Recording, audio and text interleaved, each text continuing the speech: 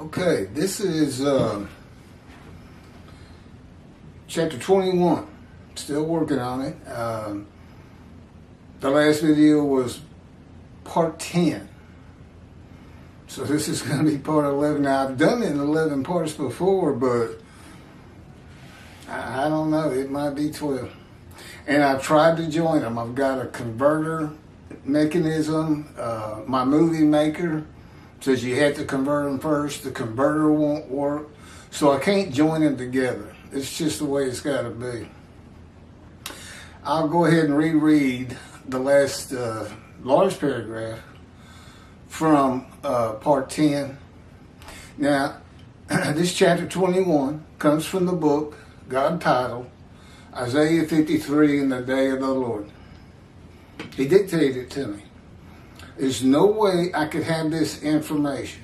He also dictated the first 5 books of the Hebrew Bible, the Torah, to Moses.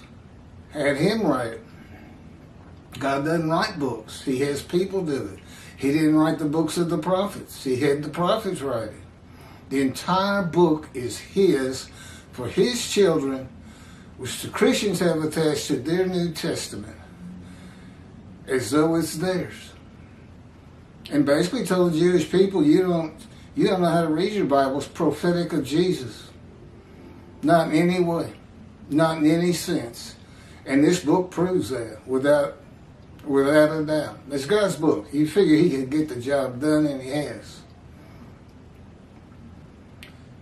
Okay, picking back up.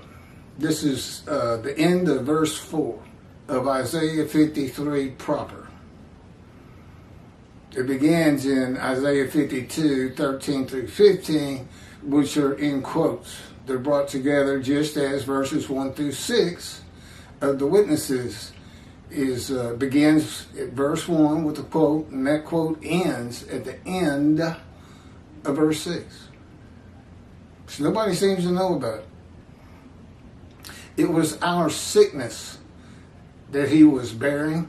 This is the witnesses. This is, like I said, verse 4. So it's with the same people who began with, who can believe what we have heard, upon whom has the arm of the Lord been revealed. Same people. It was our sickness that he was bearing, our suffering that he endured. The sickness is not being righteous. The witnesses suffered the sickness of not being righteous and not being in right standing with God.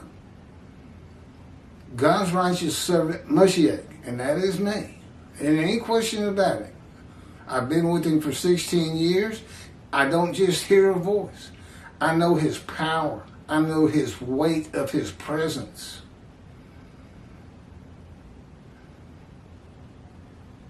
Anything else?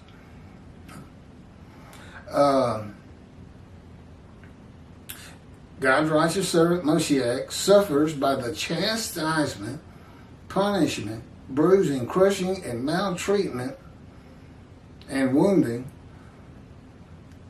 laid on him by the words and power of God, which who afflicts him at birth.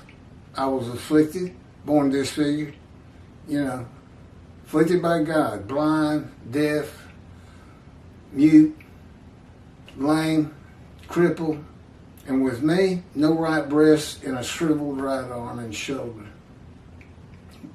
And God told me, I touched you in the one. I did that to you. And in antiquity, that was thought to mean, if you had any of those, that God didn't like you. Which is why King David would have nothing to do with people who were blind or crippled or disfigured. He'd have nothing to do with them, which I didn't understand when I first read it, until God taught me what I'm teaching right now. To make me suitable for his purpose that might prosper. And it says might prosper in Isaiah 53. You can find that purpose in Malachi 3. He's returning to his temple. And yes, he knows it has to be built. You can find that in the covenant of friendship where he says, I will place my temple amongst you. He knows it's not there. And he's come early to get me ready. But it is also my task to clear the way for him, which means I got to convince the Jewish people to get that temple built. And he's given me some powerful words for that. And that's the purpose that might prosper. A purpose that includes the righteous servant making the many righteous by his knowledge with long life, and the building of the third temple. He was in his temple in the days of Jesus. None of this applies to the times of Jesus. It just doesn't work.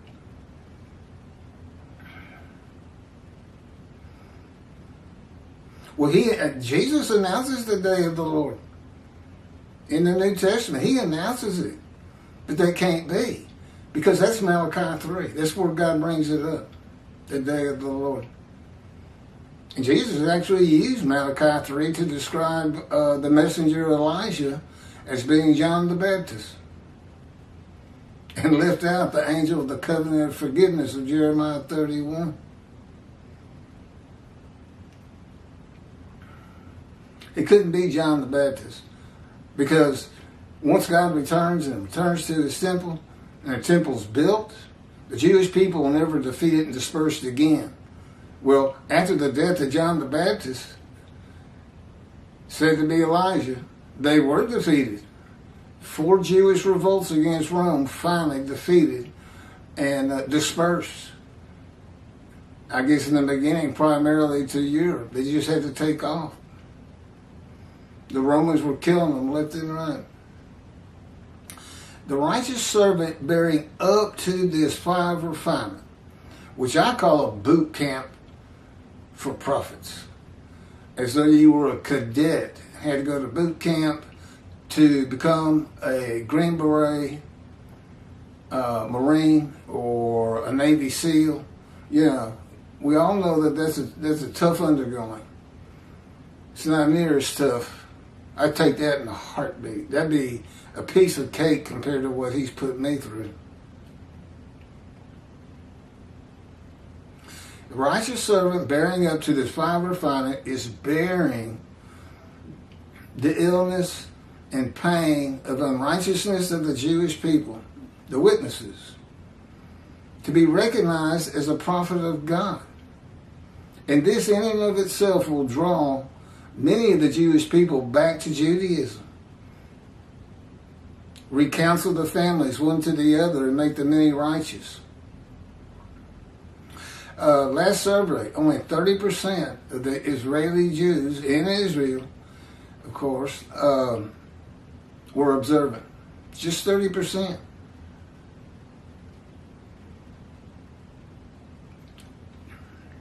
This is still in verse 4.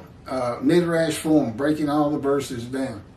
We accounted him plagued, smitten, and afflicted by God. Well, you would account me afflicted by God, especially back in antiquity.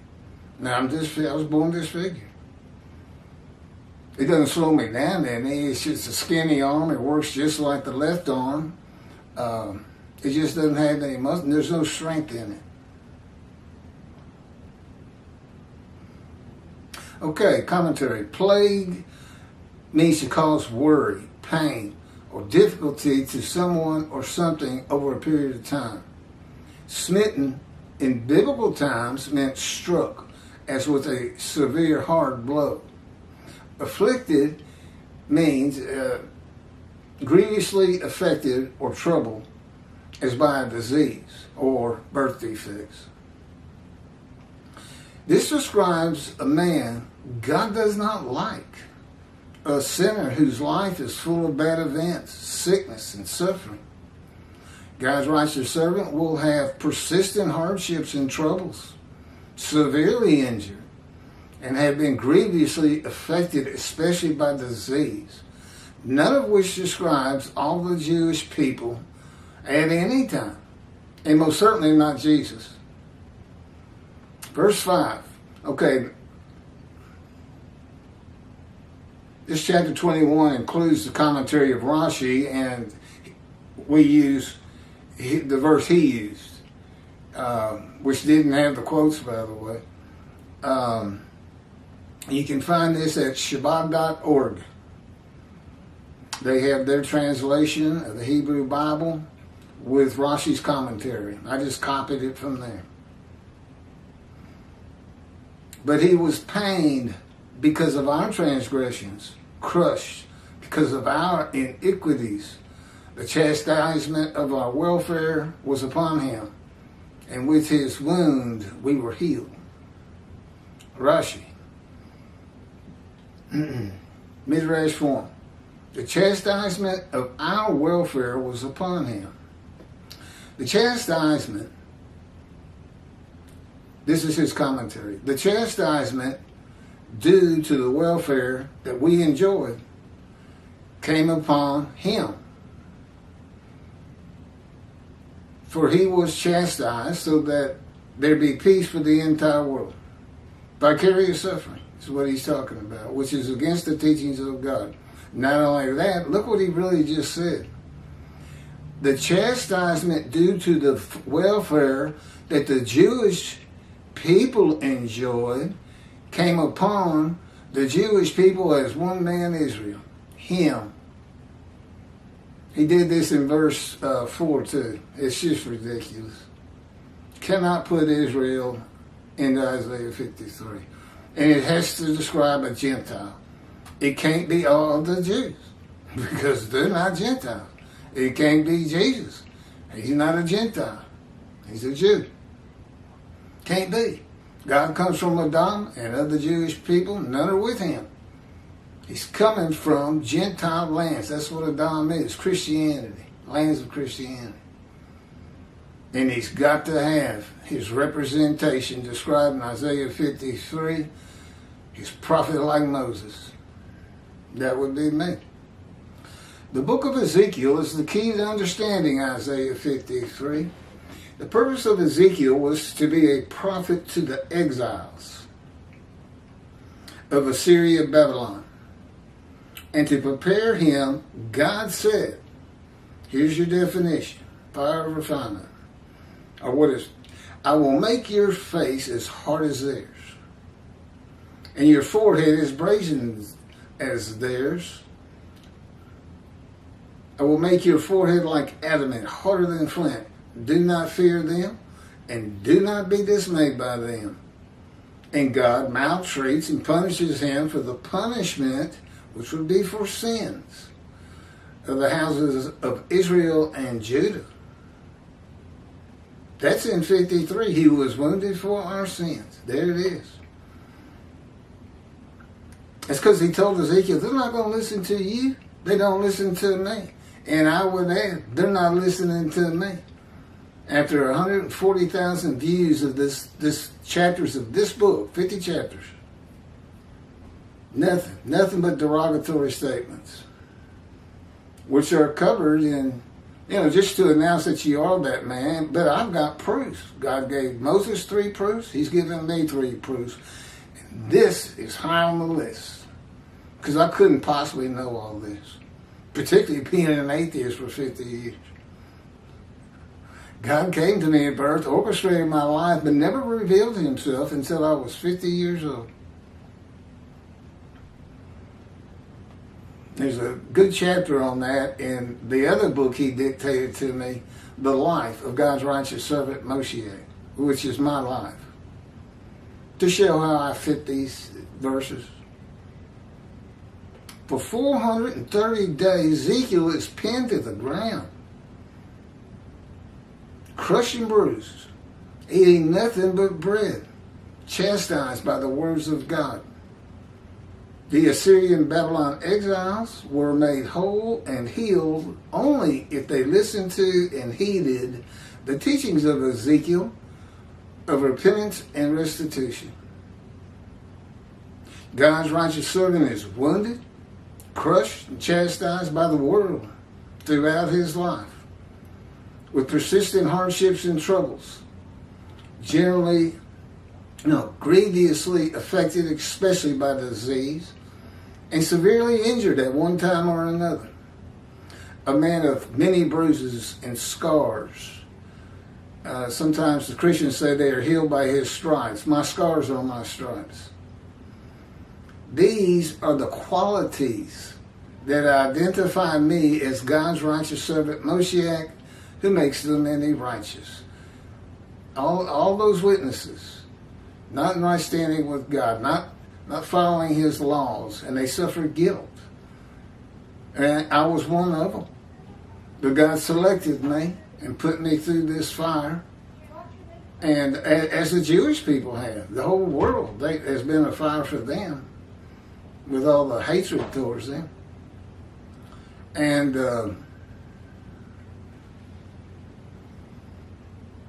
he says, suffering makes you stronger. And of course, they're still here. I'm still here. I was exposed to death 4 times in my life. The last one, and this is a fulfillment of 53:10, God chose to crush him with disease. The Christians have sickness, but verse 12 says he's exposed to death, so it's a bad sickness. And of course, none of the Gospels say Jesus was ever sick or ever injured.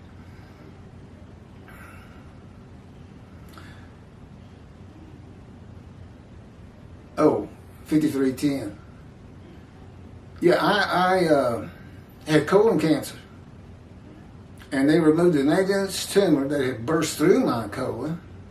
And I went through about 6 months of colon chemotherapy. Really tough time, really painful time. And I won that one. It never came back. Has never come back. But they did extra tests to check me over and said, we got bad news. It has spread to your lungs. You have stage 4 lung cancer. And it's untreatable. I said, what do you mean untreatable? They said, you're going to die in about a month. And I haven't seen a doctor since that day. And that day was when the planes hit New York 22 years ago. Crushed with disease, given long life. God told me he removed, and we verified that, he removed the lung cancer from my lungs, which I saw in x-rays. White spots just filling both of my lungs. It's no longer there. And cancer just doesn't disappear. And anyone with stage 4 lung cancer living more than a year, even with treatment, is always a surprise.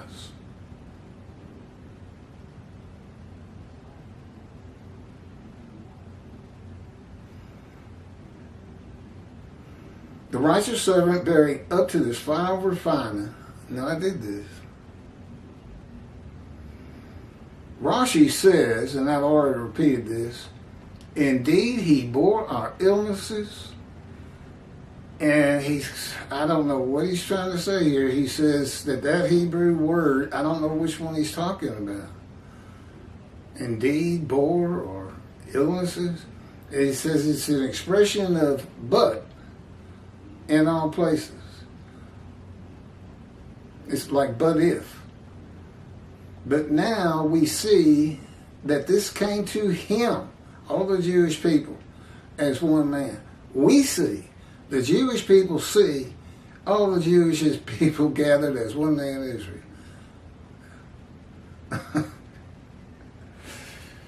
But that he was chastised with pain so that all of the nations, that's the Gentiles, which would include the Christians, be atoned for with Israel's suffering. So I, as a Gentile, have been atoned for because the Jewish people have suffered.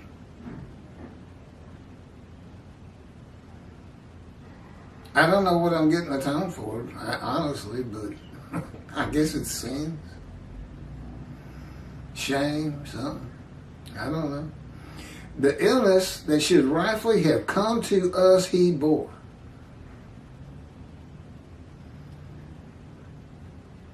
I did, but it was not a vicarious suffering. It was just to prepare me to make them righteous.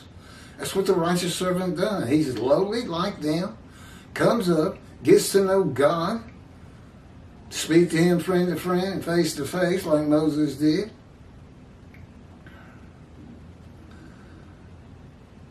And that's one of my primary texts. Teach this book. And deliver the covenant of sin forgiveness. And the covenant of friendship. 2 covenants. He's got to have his prophet like Moses. And, you know, I've heard Toby singer Joshua was the prophet like Moses. No, he wasn't. He was a leader 50 times over. He's a leader. He's a leader. That doesn't make him the prophet like Moses. God dictated the Torah to Moses. What did he dictate to Joshua? Now, it's assumed the book of Joshua, but we don't have any real proof of that. Nothing to verify that. We don't have it on Moses either, but I can show you 4 different places where it is clear. He is a man in divine beings, that God is within him with the angel of his presence, the Holy Spirit. And one of them has to do with the radiant face. The other has to do with Hoshi, who becomes Joshua, who was Moses' attendant. And when Moses wrote down, there's never been another prophet like Moses since, Joshua was probably standing right beside him. Why wouldn't you just say, and Joshua became the prophet like Moses? Verse 6. We all went astray like sheep. We have turned, this is Rashi again in his book. We have turned each one on his way. And the Lord accepted the prayers for the iniquity of all of us.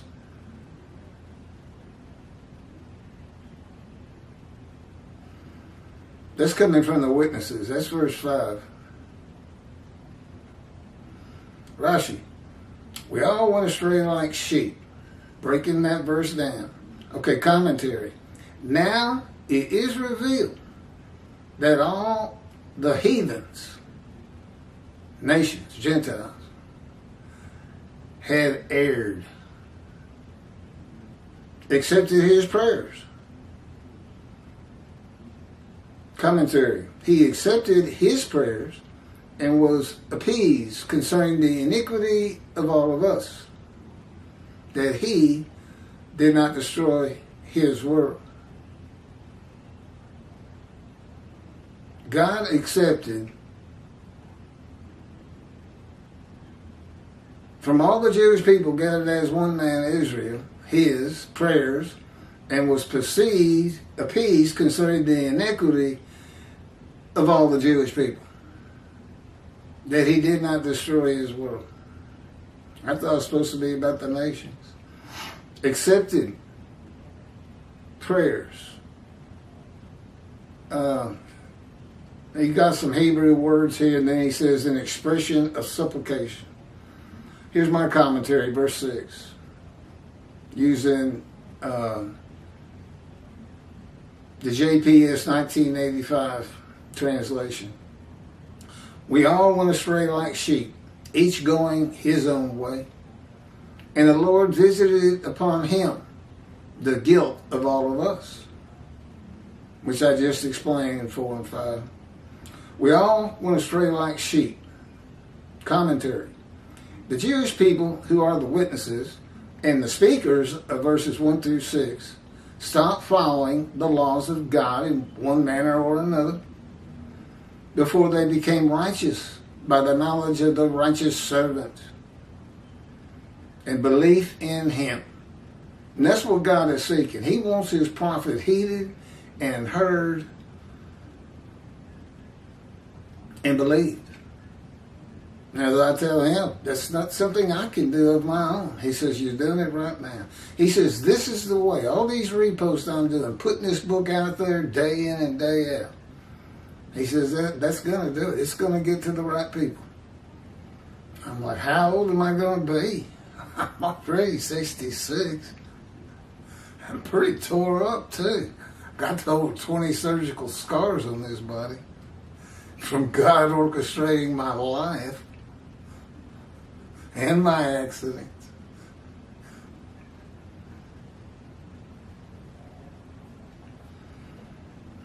I still don't like this part.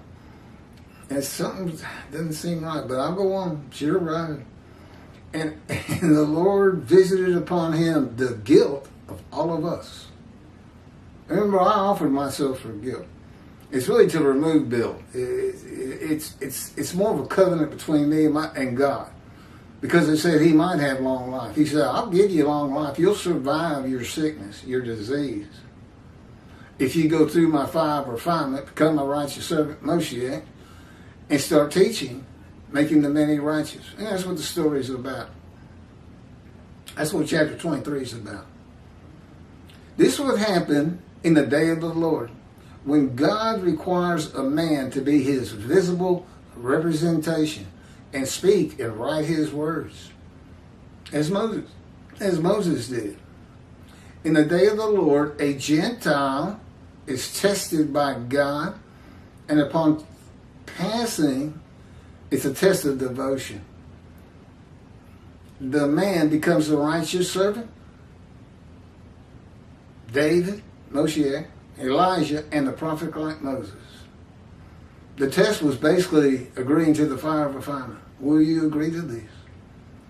Which is funny because that's not what he did with Ezekiel. He just seized Ezekiel and put him into the fire of refinement. Now, there's a reason I had to go through cancer, and the reason is the Christians. Because they don't understand that this man is blemished. They're going to learn, because I'm going to be teaching it for many years to come. I'm not out of the fire of refinement, but... And no, it hasn't gotten any easier, but God says it'll be over when we get to Israel. And I said, well, what if somebody contacts me here in Houston? You know, we have a large Jewish community here. And he says, we'll see. I don't get many straight answers, y'all. I'm just the servant. And I'm kept lowly all the time. So he accepts God's offer of possibly having long life. When I'm looking down here, I'm reading God's words. When I'm up here, I'm saying what I remember. He accepts God's offer of possibly having long life after being crushed with disease in return of his offering of himself for guilt. A covenant between the God of Israel and a Gentile. The guilt of the witnesses visited upon him, the guilt they have for sinning, and emotion. I don't even know if that's possible. I mean, how is the guilt of all the Jewish people placed on a man? And wouldn't that kill you?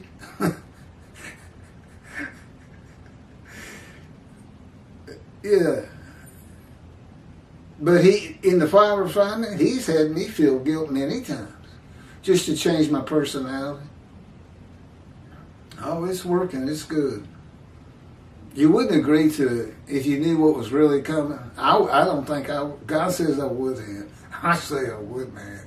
If I really knew what was coming. In any event, then he just sees me anywhere. I'd be like Ezekiel. Okay, this is the last of the verses by the witnesses. I just finished 6. The witnesses of God's righteous servant Moshiach. The second speaker of Isaiah 53 is Isaiah in verses 7 through 10. Verses 11 and 12, completing chapter 53, is by God. So you got 3 speakers in Isaiah 53. Here's Rashi.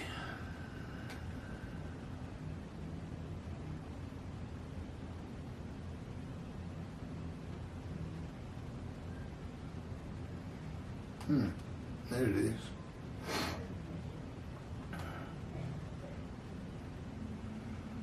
Verse 7. He was oppressed and he was afflicted, yet he would not open his mouth. Like a lamb to the slaughter, he would be brought. Isn't that the truth? And like an ewe that is mute before her shearers, and he would not open his mouth. Rashi, breaking that down, Midrash. He was oppressed and he was afflicted. Commentary. Behold, he was oppressed by taskmasters and people who exert pressure. And he was afflicted. Commentary. With verbal taunts.